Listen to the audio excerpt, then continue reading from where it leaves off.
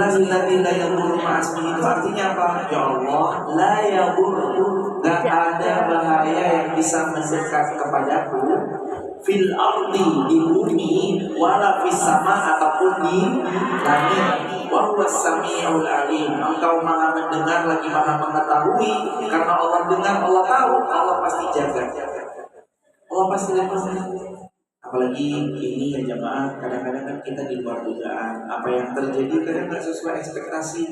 Maka doa jadi penghijab, doa jadi perisai, doa jadi tameng, supaya kita terus dijaga Allah. B yang kedua, B yang pertama apa tadi? Lisanmu obati dengan berserah kepada Allah, gak akan kecewa. Tapi kalau kita berserah mengandalkan manusia, biasanya kita sering nomor 2, B yang kedua, berdoa. Udah disebut tadi doanya, Bismillahirrahmanirrahim, tawakkaltu 'alallah, la haula wala quwwata. Ustaz, bisa gak sih kalau saya gak hafal doa-doa panjang, tapi saya mau yang simple aja, saya mau yang pendek, saya mau yang ringkas. Selain doa yang tadi, Bismillahirrahmanirrahim, tawakkaltu 'alallah, la haula wala quwwata illa billah, atau Bismillahirrahmanirrahim, la yadurru ma'asmihi syai'un fil ardi wala fis sama, wa huwas samiul alim. Ya, saya mau yang ringkas, simple, padat, jelas, kena. Gimana caranya? Ucap Bismillah. Saya nggak hafal nih, banyak Ustaz, saya nggak hafal ABCD, saya harus baca apa? Bismillah.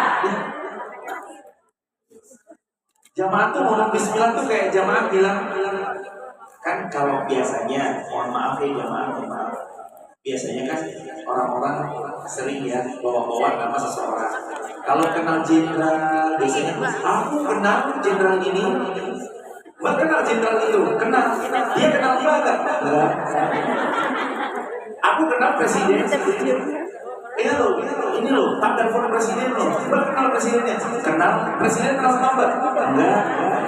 Kan kadang-kadang orang gitu ya, bahwa ini aku loh kenal loh sama orang A, orang B, orang C. Aku kenal sama orang konsulat, aku kenal sama orang KBRI, kenal.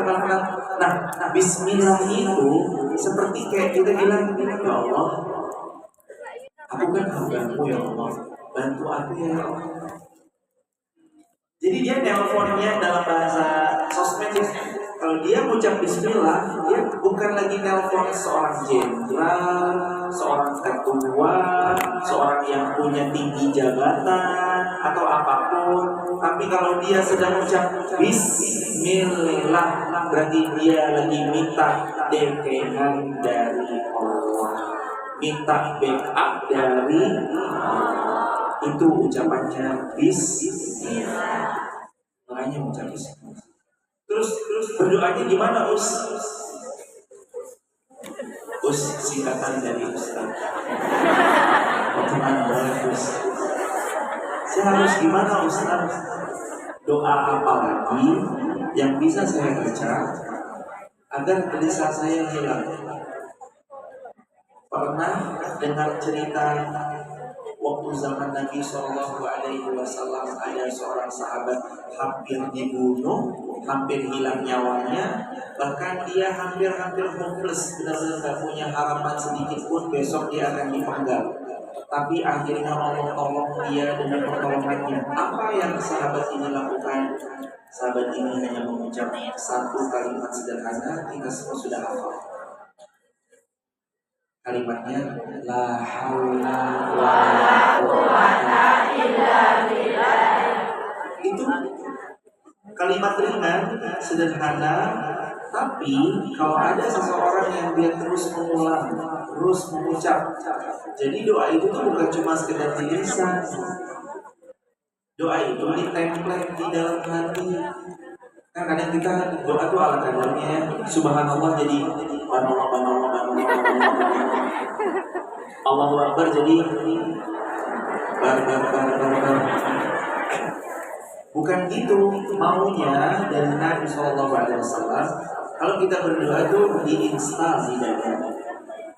Doa itu gak cuma sekedar di lisan yang kadang-kadang cenderung malah gak jelas. Subhanallah jadi ban Allah, Allahu Akbar jadi ban barbar, Astagfirullahaladzim jadi astagfirullah. Bukan itu. Walaupun satu tapi dalam, walaupun satu tapi kuat menghujam. Coba ucap bareng-bareng astagfirullah. 1, 2, 3. Astagfirullah. Astagfirullah. Yang dimau dalam Islam itu kalimatnya gitu loh, dihujamkan dalam hati. Gak cuma sekitar di lisan. Coba deh ngobrol sama teman, Mbak, apa? Enggak, maaf tuh bahasa apa? Bahasa kanton bukan, bahasa Hongkong bukan. Makanya nggak jelas, kita aja nggak ngerti sulit memahami. Iya, malah orang bilang orang obatnya belum diminum kali ya. Kalau sama manusia aja begitu kitanya, gimana sama Allah? Maka kalau sholat jangan buru-buru. Ustaz, tapi kadang saya tuh takut kalau ketahuan sama dia tuan atau siapa, misalkan kok dilarang ya Ustaz? Ya, kalau itu yang terjadi boleh buru-buru karena uzur syar'i. Sedangkan misalkan tempat kita bekerja, beliau nggak mengizinkan, boleh. Ustaz, saya itu nggak punya tempat ya Ustaz, mohon maaf, kecuali saya harus sembunyi-sembunyi sholat, harus masuk, mohon maaf ke kamar mandi. Cuma itu Ustaz satu-satunya opsi yang bisa. Karena sholat di kamar mandi itu satu-satunya opsi yang memungkinkan. Ibu punya plastik, kakak punya plastik, punya Ustaz gelar, walaupun di kamar mandi gelar plastiknya. Ini kalau udah sangat amat darurat, sekali lagi darurat, gelar plastiknya supaya terhindar dari najis-najis di atas plastik, baru gelar sejadah, sholatlah di situ. Kalau sudah benar-benar nggak ada jalan keluar, kalau udah nggak ada jalan keluar, pilihannya antara tetap kita tunaikan sholat dengan keterbatasan, atau kita mesti harus kayak gimana nih? Masa iya kita nggak sholat? Kan Allahnya sama, Allah di Hongkong sama Allah di Temanggung beda atau sama? Allah yang di Hongkong sama Allah yang di Jawa Timur beda atau sama? Sama. Allah Al-Wahhab yang ngasih rezeki, Allah Al-Wahhab yang luar biasa sama kita. Allahnya sama. Jangan jauh-jauh dari Allah, dekat. Kemarin tuh ada satu hadis yang sekelibatan kami baca. Nabi itu pernah bilang orang-orang yang dekat ke Allah dengan cara mungkin dekatnya kayak satu jengkal. Nabi bilang Allah akan dekat sama dia satu hasta. Kalau dia dekat ke Allah satu hasta, Nabi bilang Allah akan mendekat padanya satu depan.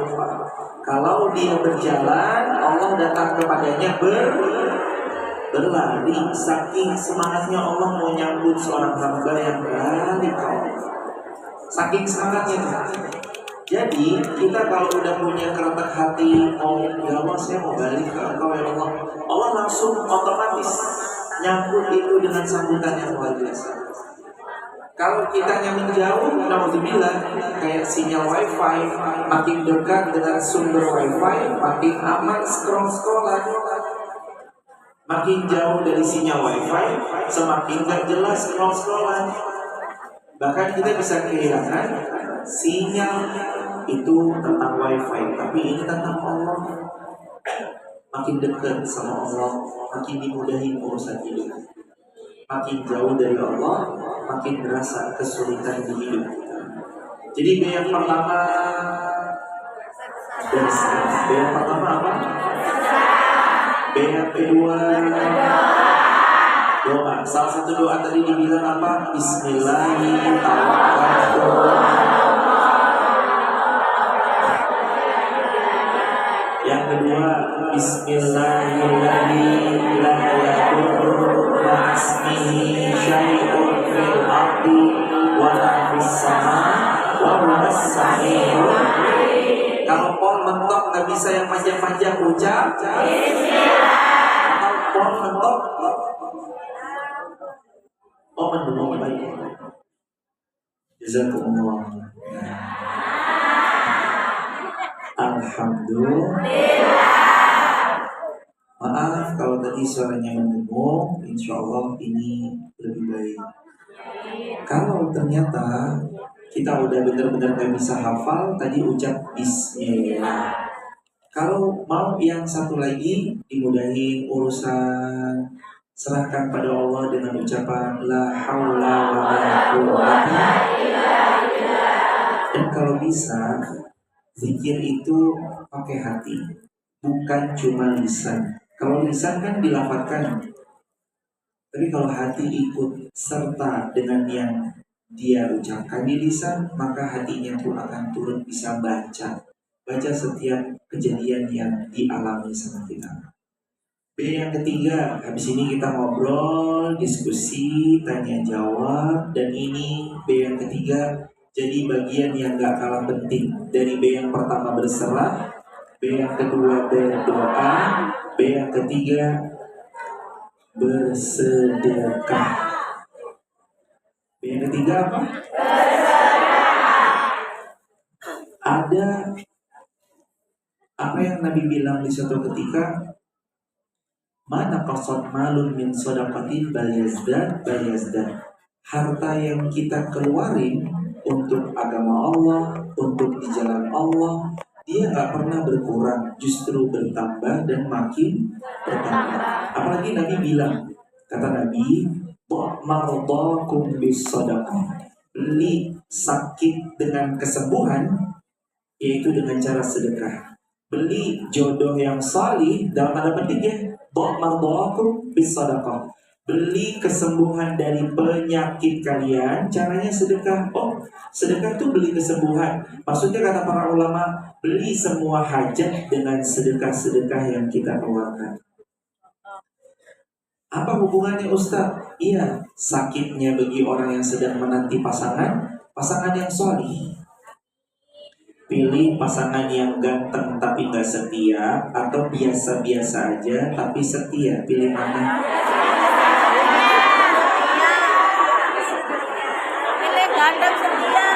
Ganteng, setia, tanggung jawab. Apalagi pilih ganteng, setia, tanggung jawab. Dan kalau buka puasa, duduknya lebih tebal, dan karena itu dompet lebih tinggi. Karena dompetnya lebih tebal ya. Boleh gak Ustaz? Boleh, minta yang kayak gitu ke Allah boleh. Kan pernah diulang dulu kan, ya Allah, hamba minta kepadamu jodoh yang salih, tingginya 180 cm, warna kulitnya putih bakalan.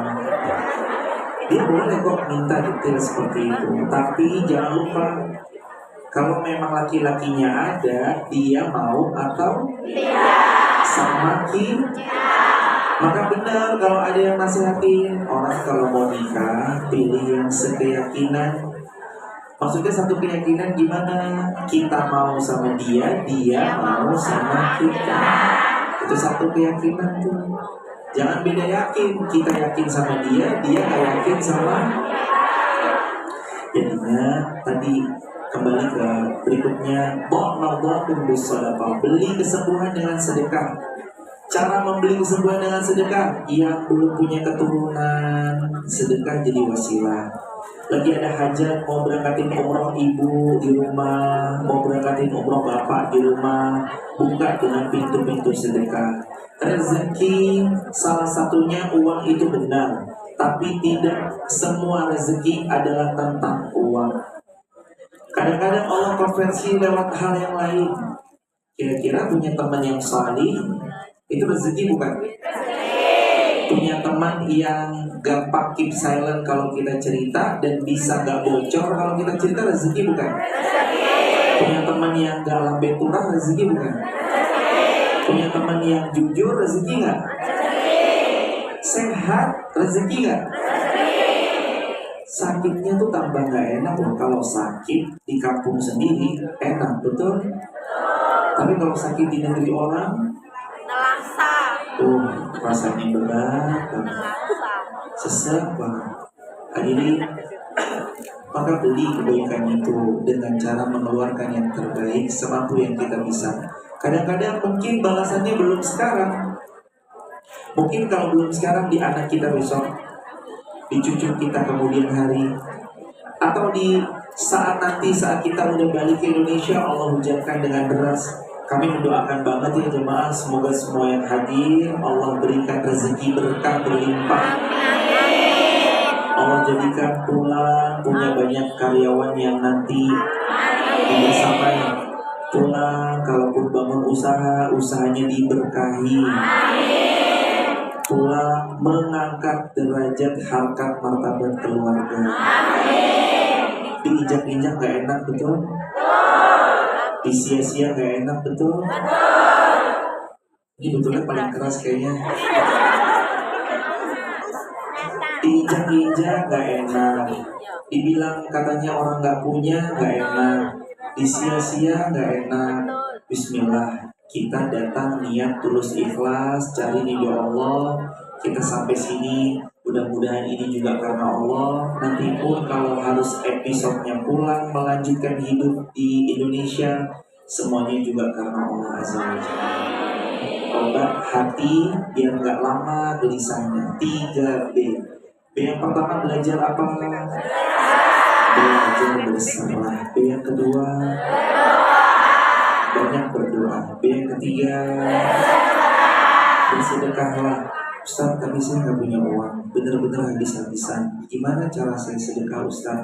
Sedekah hal yang paling ringan, senyum. Udah senyum belum sama kanan kirinya? Coba senyum sama kanan kirinya. Itu sedekah paling murah kata Nabi. Kalau kita senyum sama saudara kita, dihitung sedekah yang paling murah, paling ringan, paling enak. Sedekah itu. Terus sebelum tanya jawab, quote yang ke hari apa nih? Quote hari apa? Quote hari Jumat. Berarti udah berapa? 6. Hari Minggu, Senin, Selasa, Rabu, Kamis, Jumat. Berarti 6 quote. Quote of the day yang ke-6.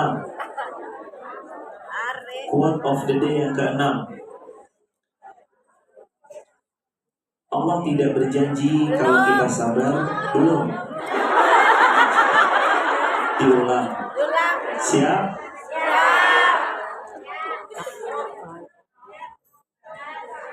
Kalimatnya gini. Allah tidak berjanji kalau kita sabar, urusan kita langsung akan kelar. Belum sampai sana, tapi Allah janji kalau kita sabar, Allah akan temani kita, Allah bersamai perjalanan hidup kita. Dan kalau Allah yang sudah membersamai, kira-kira ada lagi gak yang lebih baik peneman daripada Allah? Gak ada. Tidak ada peneman terbaik kecuali Allah. Karena kalau Allah sudah temani kita, semua akan baik-baik saja. Sabar, ikhlas, ridho, Allah beri hadiah terbaik buat kita sebentar lagi. Barakallahu fiik. Sudah pasti share. Jangan lupa pakai feel.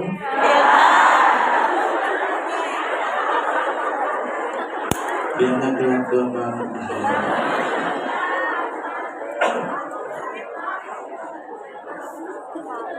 Sekarang kami mohon izin kepada panitia untuk kita tanya jawab. Mikrofonnya berkenan untuk disiapkan. Mohon izin dari izin ya jemaah, dari yang paling depan dulu karena biasanya paling depan datangnya paling awal. Dari jam berapa, Ibu atau Mbak? Silakan.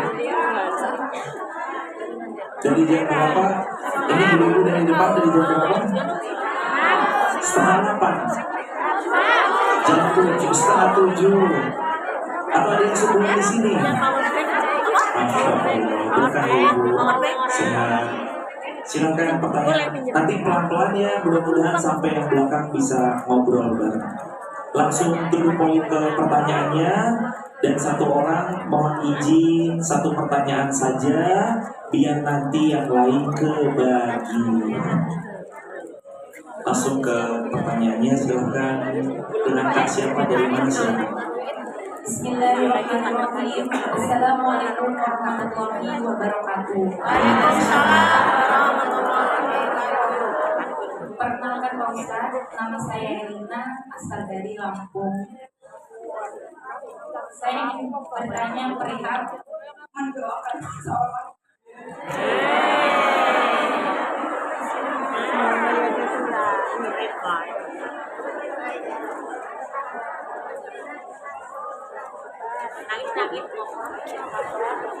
Pak Ustadz, apakah saya salah jika selalu mendoakan dia dalam setiap doa saya? Apakah saya salah jika menunggu meski dia tak ingin ditunggu?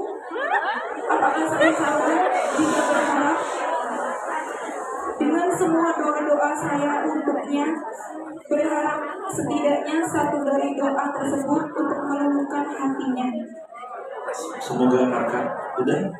Apakah saya salah jika sepenuhnya aku percaya bahwa Allah akan mempertemukan kami di waktu dan cara sebaik-baiknya dengan niat kami untuk beribadah baik? Jazakumullah.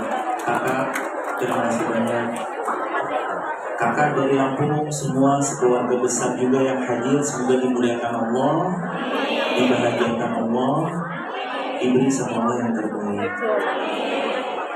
Apakah salah kalau menyebut nama dalam doa-doa malam kita? Jawabannya tidak. Gak salah. Kita boleh menyebut nama kalau memang kita mau dia yang akan jadi imam. Tapi ada tapinya nih. Kalau kita sebut nama dan ternyata takdir yang Allah tetapkan bukan dia orangnya, siap-siap kita pasti kecewa. Terus gimana Nabi kasih panduan? Gimana Nabi kasih guidance? Nabi ngasih tahu, beristikharahlah. Istikharah itu apa, Us? Istikharah itu sholat 2 rakaat kayak sholat subuh.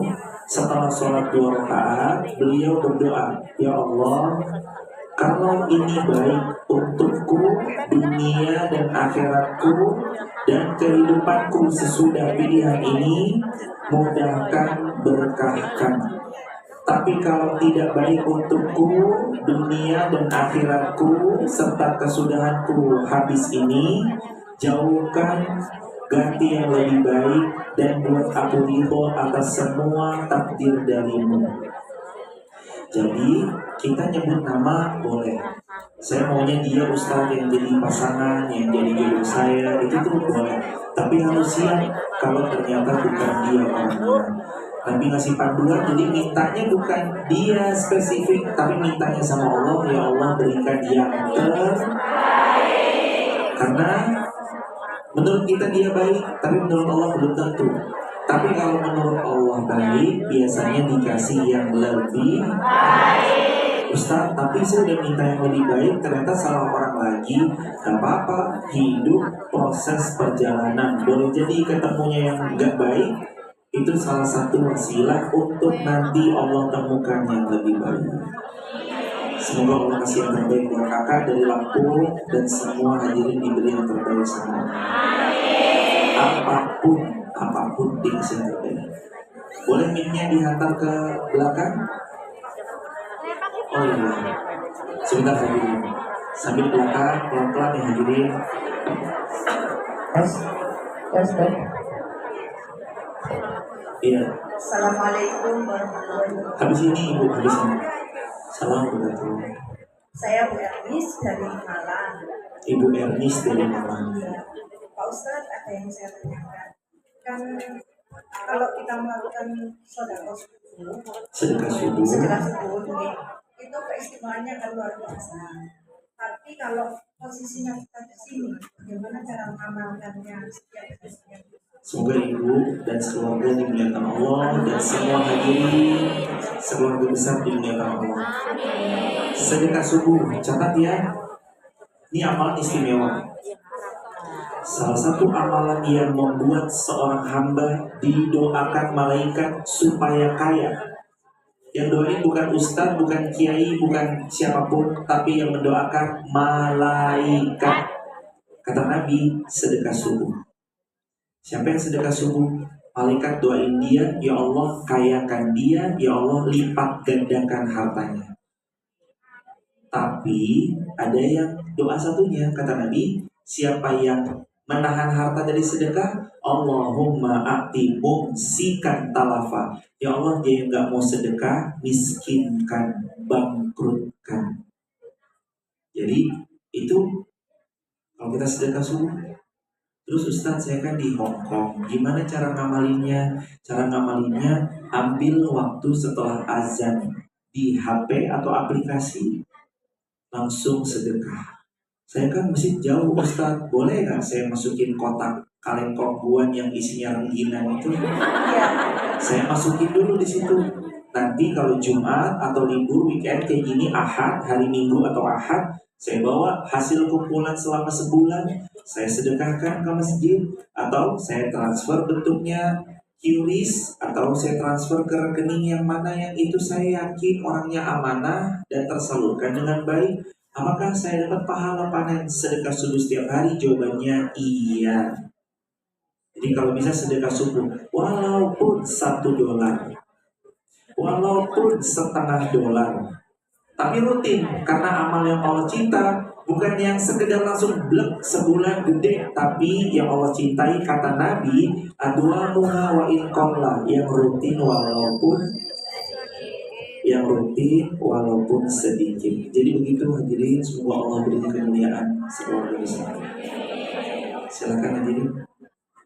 Assalamualaikum warahmatullahi wabarakatuh. Saya Widyarti Ustaz dari Wonosobo. Wonosobo satu keluarga itu. Tempatnya di Kecamatan Mojokerto. Masya Allah. Yang Wonosobo mana Wonosobo? Assalamualaikum. Keluarga ya Ibu sehat berkah. Silakan Ibu. Berkah Ibu sehat. Silakan Ibu.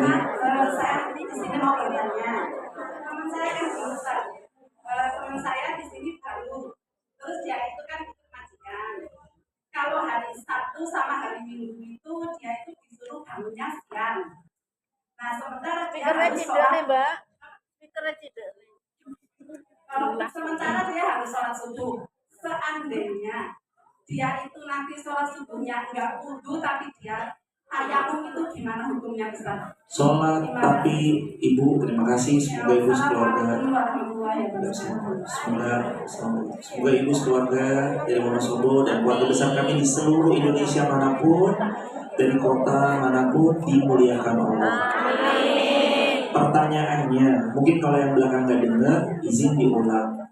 Pertanyaannya, kalau sholat subuh tapi nggak wudhu, namun tayamum, itu gimana? Selagi kita masih bisa wudhu dengan air dan memungkinkan wudhu dengan air. Ustaz, tapi airnya terbatas. Ambil yang wajib-wajib saja, yaitu faksil wujuhakum wajah. Sekali cukup. Wa aidiyakum ilal marafiq, tangan sampai marafiq siku. Sekali cukup. Wamsahu biru'usikum, kepala sekali cukup. Wa arjulikum ilal ka'bain, dan kaki sampai mata kaki. 4 itu aja sah wudunya. Wajah, tangan sampai siku, kepala, kaki, dan masing-masing sekali cukup dan wudunya sah. Kalau memang airnya terbatas. Tapi dalam hal ini majikan tuh gak suka kalau kita sholat. Majikan kayak kurang, majikan tahu dia wudhu nih, berarti dia mau sholat segala macam, dan itu bahaya, madorot buat dia. Ada yang bahkan nauzubillah mungkin sampai disiksa. Tayamum menjadi boleh karena darurat. Jadi kalau dia wudhunya tayamum, gimana Ustadz supaya menghindari hal-hal yang tidak diinginkan itu terjadi? Supaya majikannya nggak tahu misalkan dan segala macamnya, itu boleh kalau beliau mau tayamum. Cara tayamum gimana? Contoh, ini anggap aja tembok. Cara tayamum tuh begini. yang temboknya set tempel, anggap tembok ya jemaah. Set ditiup boleh, atau dikibas gini boleh. Tek, tek. Lalu wajah sekali begini, set sekali, tangan sekali, nggak sampai siku, cukup sampai pergelangan. Lalu kiri, gini, set. Jadi cukup itu aja, diulang. Set, bersih, ditiup atau di seperti ini kan? Ini sekali, sampai pergelangan aja. Yang kiri sekali, dah. Ini sudah tayamumnya sah dan beliau bisa sholat kalau memang kondisinya darurat. Seperti itu tayamum. Apakah tangannya harus nyentuh debu, literally benar-benar debu? Jawabannya enggak. Bahkan kita bisa ngambil dari bawah begini pun bisa. Set. Ambil dari sini pun bisa. Set. Ambil dari tembok pun bisa. Set. Set. Set. Ad-dinu yusrun, agama memudahkan, Islam itu mudah, nggak ada yang sulit. Jadi kalau darurat, benar-benar darurat, mengancam nyawa, tayamum nggak apa-apa. Dan itu boleh ya Kak, Ibu, barakallahu, terima kasih banyak. Pertanyaan ke belakang, boleh mikir dioper ke belakang. Bismillah, Assalamualaikum warahmatullahi wabarakatuh. Nama saya Tumini dari Wonosobo, Masya Allah. Saya bertanya, apakah terkena najis besar itu bisa membatalkan wudhu? Dan yang kedua, bagaimana perbedaan antara ghibah dan curhat? Sekian, wassalamualaikum warahmatullahi wabarakatuh. Apakah kena najis besar bisa membatalkan wudhu? Jawabannya iya.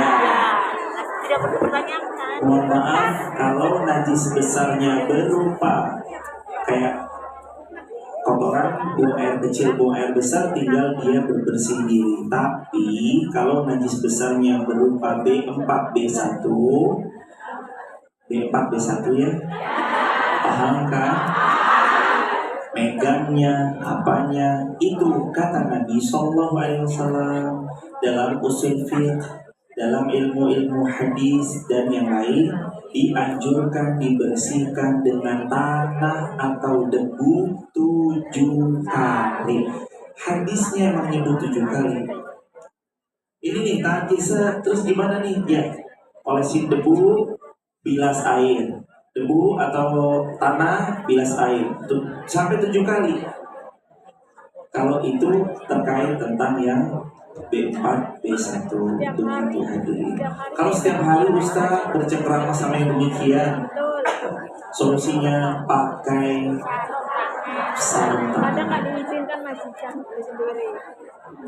Kalau sarung tangan misalkan nggak diizinkan sama majikan, berarti harus pure dengan tangan gitu. Bisa dicuci setiap hari begitu Ibu, berarti dengan tanah. Tanahnya susah, bisa pakai debu atau dibilas dengan sabun sebanyak 7 kali begitu. Kalau misal darurat gitu. Gak apa-apa Ibu, iya. Darurat. Iya, al-turu waktu tubihul. Kalau udah benar-benar nggak bisa lagi, balik ke konsep usul fiqh, al-turu waktu tubihul mahdurat. Yang darurat membolehkan yang tadinya tidak diperbolehkan. Misalnya jam masak, Darurat. jam masak langsung ganti baju Iya, aja terus benar. duduk. Darurat. Karena darurat ya hadirin. Lanjut kalau yang tadi pertanyaan kedua, kalau bisa nanti satu pertanyaan, tapi nggak apa-apa. Bedanya curhat sama ghibah. Curhat, dia meminta solusi, istafti, dia bertanya, meminta fatwa, meminta jawaban atas pihak yang benar-benar kredibel di bidangnya. Kalau ghibah, cenderung kita membicarakan yang nggak ada habisnya. Tahu nggak si fulan? Oh yo, si fulan. Akhirnya dia tukar info. Maka boleh kalau kita mau nanya, tujuannya nanya sama yang ahli, nanya sama yang emang kapabilitasnya di sana, itu boleh. Tapi kalau diajak yang selain itu, sebaiknya dicukupkan. Barakallahu fiik. Dari belakang tadi hadirin. Mic-nya di mana? Boleh. Langsung satu pertanyaan, silakan. Mau tanya Ustaz? Nanti dulu boleh. Assalamualaikum warahmatullahi wabarakatuh. Perkenalkan saya Ibu Erna dari Blitar. Ibu Erna, Blitar, silakan. Sebelumnya saya minta maaf ya Ustaz. Mungkin pertanyaannya agak melenceng. Jadi di sini kan kita ikut majikan. Terus di sini ini mengenai Palestina Pak Ustaz. Sebelumnya makanan yang katanya McDonald's sama KFC dan lain-lain itu kan kita harus boykot. Terus di sini kalau kita ikut majikan, terkadang kan makanan yang diberikan majikan, bukan kita yang beli. Tapi kita kan harus ikut berpartisipasi Palestina. Sedangkan majikan menuntut kita kalau McDonald's dan KFC itu kan di sini termasuk murah kan Pak Ustaz. Jadi otomatis majikan memberikan makanan itu untuk kita. Kalau kita nggak mau makan, otomatis kita nggak diberi makan. Ini makanan untuk kamu. Yang saya pertanyakan, gimana hukumnya jika kita memakan makanan itu? Makanan yang asalnya halal dimakan pun halal. Sekali lagi ya, makanan yang memang dasarnya halal dimakan pun halal. Dalam kondisi-kondisi tertentu, kalau apalagi tadi, ya kalau saya nggak makan makanan ini, ya saya nggak ada makan siang, makan sore, atau makan yang dapat jatah dari kantor atau dari majikan. Jadi dimakan tidak mengapa, makanan halal tetap jatuhnya halal.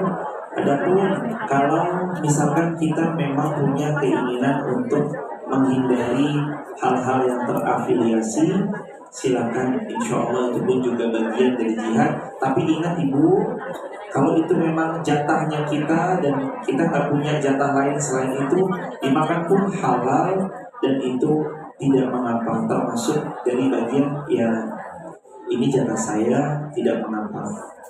Daripada misalkan kalau Allah tidak makan sama sekali yang menyebabkan nanti malah meninggal dunia, itu menjadi hal yang selama halal maka makanan itu halal. Namun kita kalau bisa sekuat tenaga menghindari produk yang terafiliasi, hindari semampunya. Begitu hadirin. Barakallahu fiik. Amin. Amin. Yang belakang boleh ditaruh belakang mic-nya atau iya boleh. Udah berapa pertanyaan tadi? Ini pertanyaan yang ke 6. Silakan Amir. Mic-nya boleh dihidupkan. Iya udah hidup hadirin. Assalamualaikum Ustaz. Lebih dekat. Waalaikumsalam. Saya dari Malang, nama saya Putri. Yang saya pertanyakan soal orang tua. Baik, Kak Putri.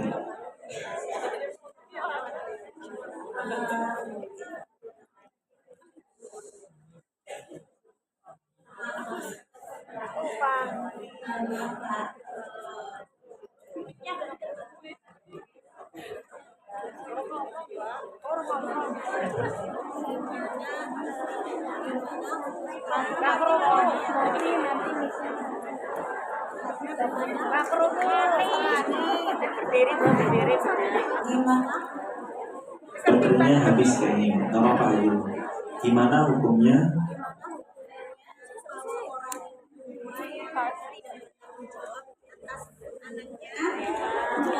Saat dari bayi sampai dewasa, orang tua tidak bertanggung jawab.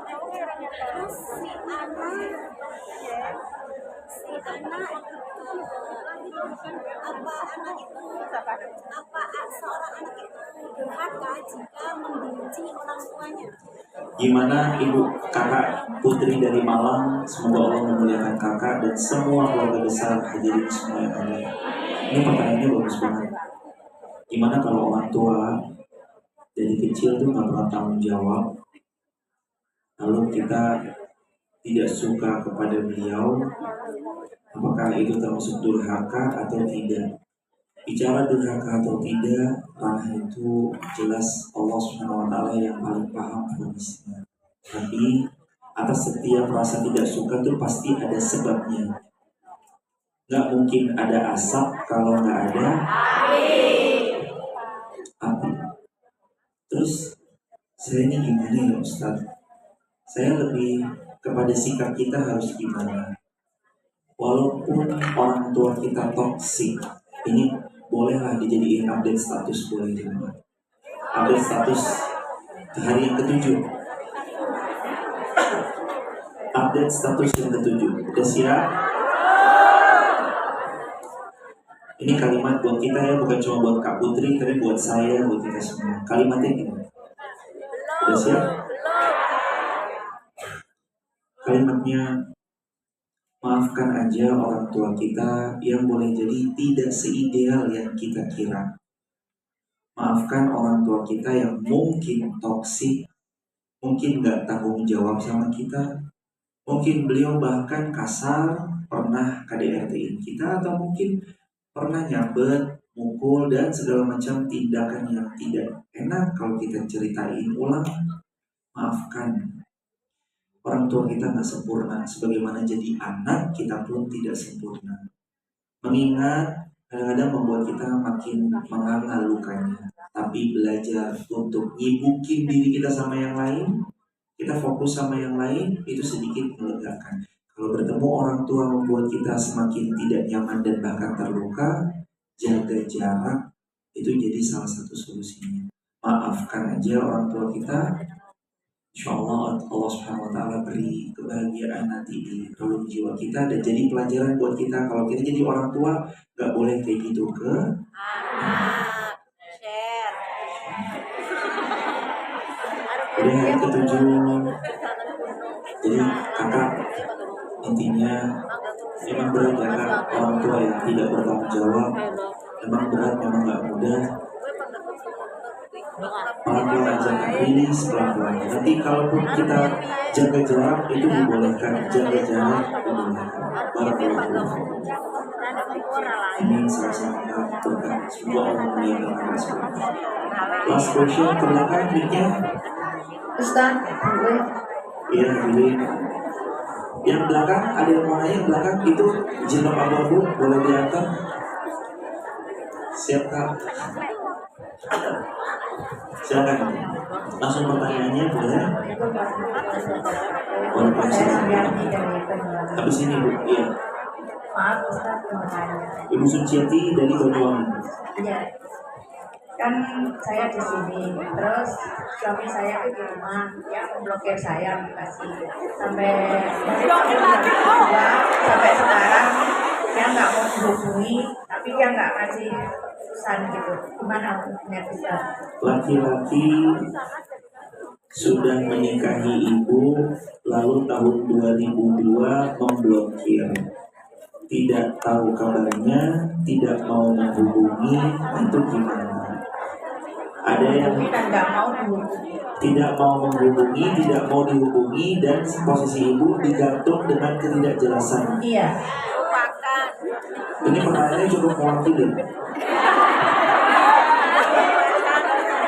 Mungkin kalau ada yang cukup mewakili, jawabannya ini.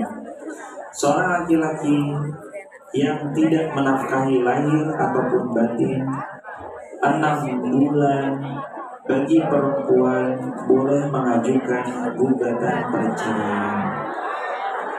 Kalau memang itu yang terjadi, dihubungi susah.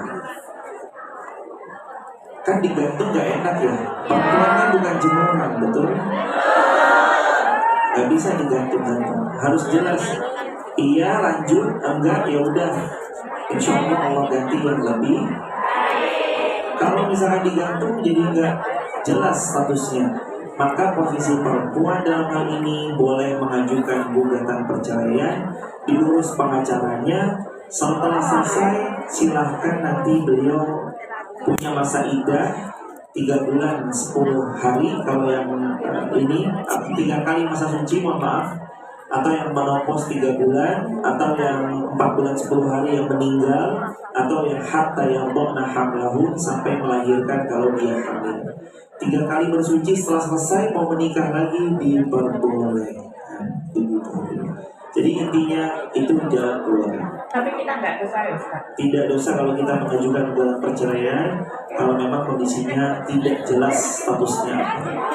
Makasih Ustaz. Assalamualaikum. Silakan berdiri yang belakang tadi.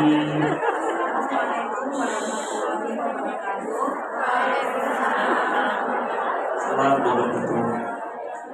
Perkenalkan Ustaz, nama saya Nurul dari Ponorogo. Ibu Nurul dari Ponorogo, silakan hadirin. Tanya Ustaz, apakah salah jika seorang istri lebih memilih bekerja jauh dari keluarganya, lalu jauh dari rumah daripada mengurus anak dan suaminya? Terima kasih. Semoga Ibu dari Ponorogo sekeluarga dimuliakan Allah. Salah nggak sih seorang perempuan jauh dari keluarga, suami, anak-anak? Karena memang kebutuhan. Ini jawabannya. Jamaah, finansial kita tuh nggak selalu sama. Kadang-kadang ujian dalam finansial pun ada.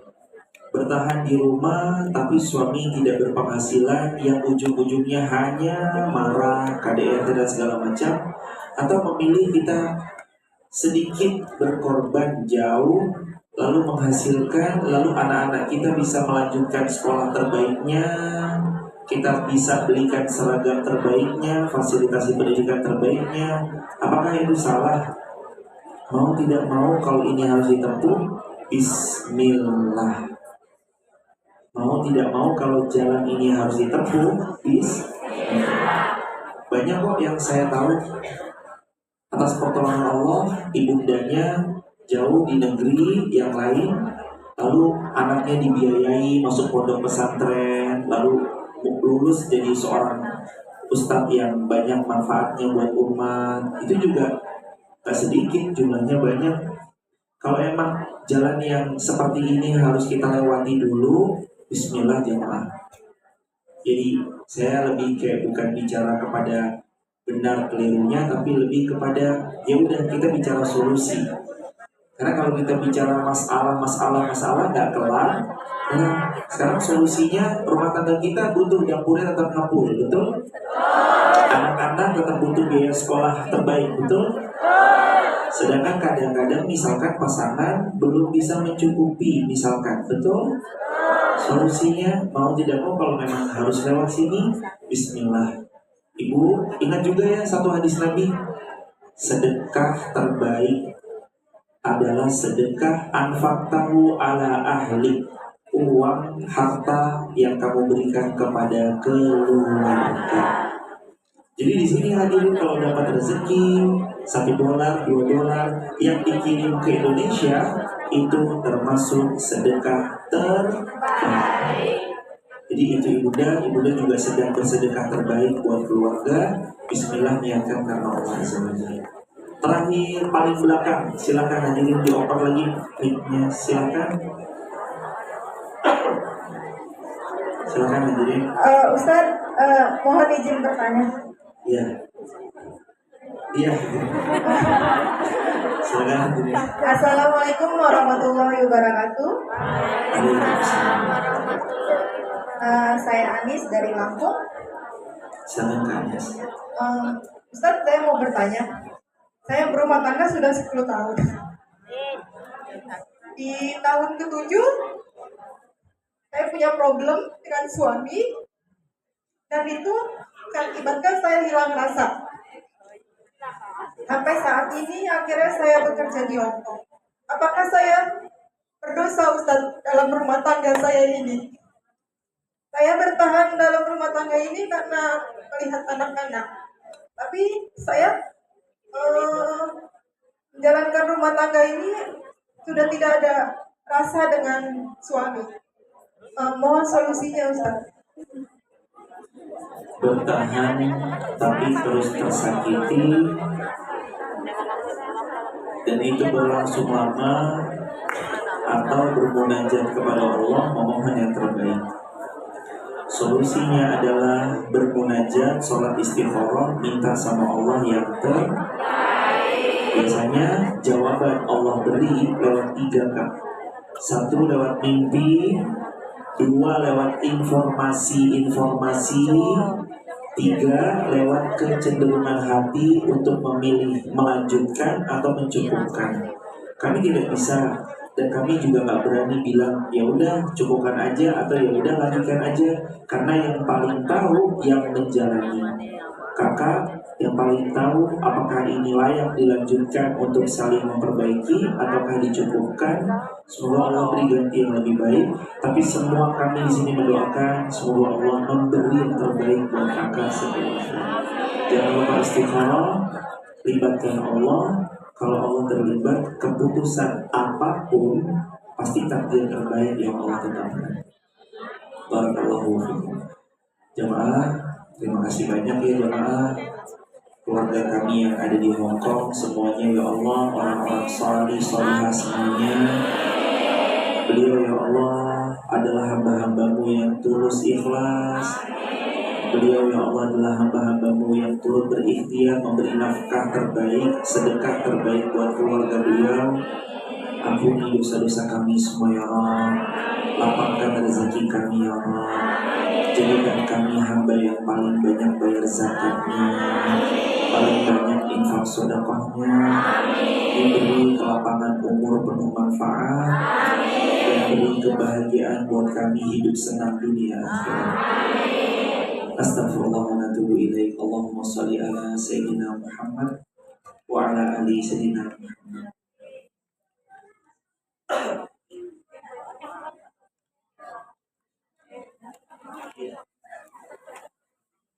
Sambil nanti ada sorban jalan, mari kita bersolawat pada baginda Rasulullah Muhammad sallallahu alaihi wasallam. Sallallahu alaihi Muhammad.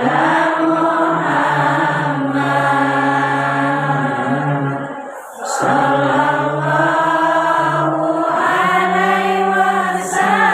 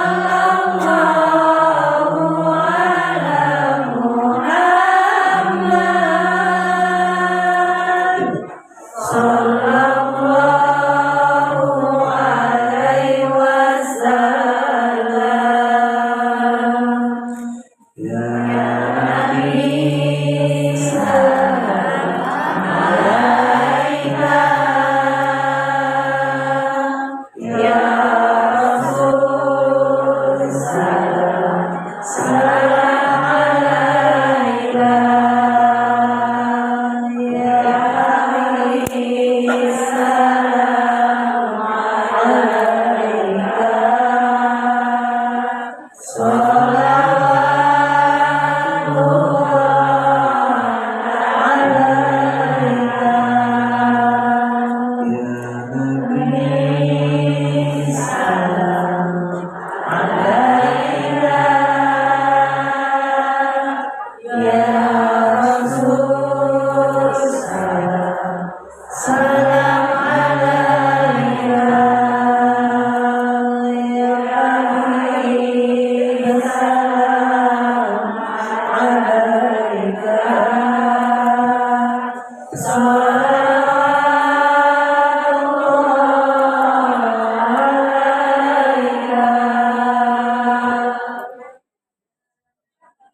Nabi Muhammad. Jemaah, kalau setiap episode hidup kita mungkin selalu bahagia, ingat ya, hidup kita tuh nggak bahagia-bahagia terus, pasti ada sedihnya. Kalau sekarang kita megang uang, kita nggak akan selamanya megang uang terus, pasti ada masanya kita nggak punya uang, betul? Jadi nikmatin aja, hidup itu untuk dinikmati. Jangan meratap apa yang harusnya bisa kita nikmati. Jadi nggak enak kalau kita ratapi terus. Pokoknya sekarang jamaah mantep cari ridho Allah. Wayahnya ngaji, wayahnya sholat. Nek capek ya dijawab. Wayahnya sholat, wayahnya ngaji, wayahnya capek ya belakangnya at. Status hari apa? Buat status hari Ahad full seminggu. Wayahe sholat pegang 3 rumus ini ya. Belum? Udah siap? Pegang 3 rumus hidup bahagia. Wayahe sholat, wayahe ngaji, wayahe ngaji mangkat biar at gitu loh jemaah. Diulang. Siap? Ngaji ya, wayahe ngaji kan jadi nggak at. Ngaji mangkat gitu, oke? Siap? Pegang 3 prinsip hidup supaya hidup kita bahagia. Wayahe sholat, wayahe ngaji, kalau capek ya hidup bahagia insya Allah.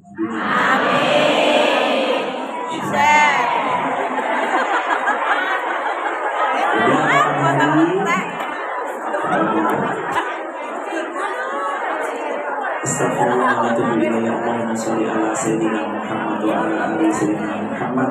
Allahumma sholli ala sayyidina Muhammad wa ala ali sayyidina Muhammad. Allahumma la sahla illa ma ja'altahu sahla wa anta taj'alul hazan ila syi'ta sahla. Ya Allah, ya Rahman, ya Rahim, ampuni dosa-dosa kami ya Allah. Ampuni dosa kedua orang tua kami ya Allah. Sayangilah beliau sebagaimana beliau menyayangi kami sepanjang masa. Orang tua kami manusia ya Allah, yang kadang ada kelirunya, ada kurang berkenannya, ada sesuatu yang mungkin kami belum bisa memaafkan dia. Tapi ya Allah, kami sangat mencintai beliau. Jaga beliau ya Allah, hapus kekurangan dan kesalahan dia. Ya Allah, orang tua kami ada yang sudah berpulang ke pangkuanmu, kuburnya ya Allah. Jadikan kubur kedua orang tua kami min riyadil jannah.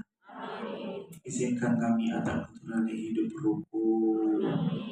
Izinkan kami anak keturunannya hidup berbahagia, melanjutkan rawatan amal salih kedua orang tua kami.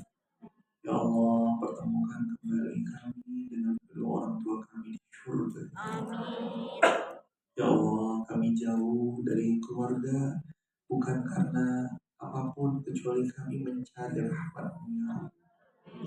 Tidak ada yang bisa menjaga kami di negeri yang jauh ini kecuali Engkau ya Allah. Tidak ada satupun yang bisa melindungi kami di negeri yang jauh ini kecuali Engkau ya Allah. Tidak ada satupun apapun yang kami lakukan kecuali Engkau pasti mengetahuinya ya Allah. Ya Allah, jaga kami, lindungi kami, peluk kami, dekat kami. Kami hamba-Mu yang lemah ya Allah. Kami hamba-Mu yang hina ya Allah. Kami kadang suka berpikir apakah kami pantas kembali padamu ya Allah. Kami hina ya Allah, tapi kami tahu Engkau Maha Pemaaf. Kami ini hina ya Allah, tapi kami tahu Engkau Maha mengampuni semua dosa. Ya Allah, seburuk apapun kami di masa lalu, izinkan kami bisa bertobat sebelum kami wafat. Ya Allah, seburuk apapun hari-hari yang dulu pernah kami lalui, sekeji apapun perbuatan yang pernah kami lakukan, maafkan ya Allah. Ampuni ya Rahman, ganti dengan kebaikan dan amal soleh yang berkepanjangan ya Allah. Ya Allah, kami tidak bertahan karena uang kami yang banyak semata. Kami tidak bertahan karena mungkin fisik kami yang kuat sahaja. Tapi kami bertahan melewati ujian demi ujian, badai demi badai. Kami lewati karena iman kami kepada Engkau ya Allah. Jangan Engkau cabut iman ini dari lubuk hati kami ya Allah. Jangan Engkau biarkan kami terombang-ambing dalam kekeliruan ya Allah. Ya Allah, rezeki sudah Engkau takar, Engkau jamin tidak tertukar. Hadiahi untuk kami rezeki yang berkah, berlimpah, sehingga banyak kebaikan-kebaikan bisa kami hadirkan. Ya Allah, anak-anak kami Engkau yang menjaganya ya Allah. Kami titip ya Allah anak-anak kami kepadamu ya Rabb. Jaga anak-anak kami ya Allah. Kami rindu, kami hanya bisa memutar videonya ya Allah. Saat kami rindu, kami hanya baru bisa melihat foto-fotonya ya Allah. Sungguh waktu berlalu begitu cepatnya ya Allah. Mereka yang dulu merah keluar dari rahim kami sekarang sudah meremaja, semakin dewasa. Kami tak bisa menghandle pergaulan mereka ya Allah. Tapi Engkau sebaik-baik penjaga ya Allah. Ya Allah, kami di sini di negeri yang jauh, kami titipkan padamu ya Allah, anak-anak kami ya Allah. Kami titipkan padamu urusan-urusan kami ya Allah. Hati kami yang sesak, dada kami yang sempit, urusan-urusan yang kadang terus berdatangan, masalah yang silih berganti. Ya Allah, jangan tinggalkan kami walau hanya sekejap mata ya Allah. Bantu kami ya Allah, tolong kami ya Allah, pulihkan kami ya Allah. Izinkan kami tumbuh dalam kebaikan ya Rahman. Rabbana atina fid dunya hasanah. Ya Allah, bahagiakan hidup kami di dunia. Wa fil akhirati hasanah. Bahagiakan hidup kami di akhirat.